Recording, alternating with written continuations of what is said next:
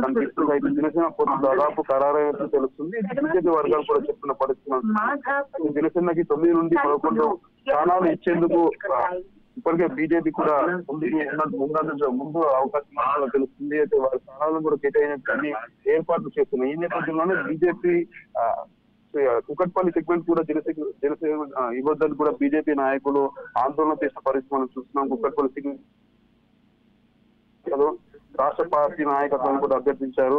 ఈ సెగ్మెంట్ జనసేన పోటీకి బీజేపీ కేటాయించుంటూ కూడా విస్తృత ప్రచారం చేసిన నేపథ్యంలో కూడా ఇప్పటికే మేడ్చల్ జిల్లా అధ్యక్షుడు హరీష్ రెడ్డి ప్రేమ్ కుమార్ కూడా సోమవారం రాష్ట్ర కార్యాలయంలో కూడా ధర్నాను కూడా నిర్వహించిన పరిస్థితి మనం చూస్తున్నాం. ఓవరాల్ గా చూసుకుంటే రానున్న రేపు సాయంత్రం 6 ఎల్లుండి వరకు కూడా 66 స్థానాలకు టికెట్ కేటాయించే అవకాశం కూడా మనకు తెలుస్తుంది. మరోవైపు చూస్తుంది ఇప్పటికే బండి సంజయ్ కూడా బీజేపీ పార్టీ ఎన్నికలు కూడా ఇచ్చిందని కూడా మనం చెప్పుకోవచ్చు.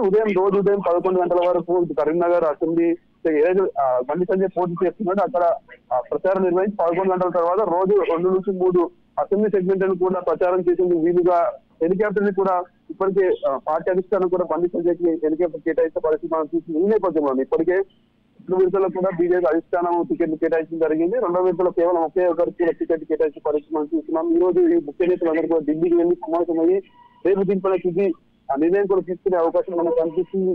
అయితే ఓవరాల్ గా చూసుకుంటే దాదాపు 66 సీట్లపై కూడా రేపు సాయంత్రం 6 ఎల్లుండి ఉదయం వరకు కూడా టికెట్లు ప్రకటించే అవకాశం ఉన్నట్టు మనకు కనిపిస్తుంది.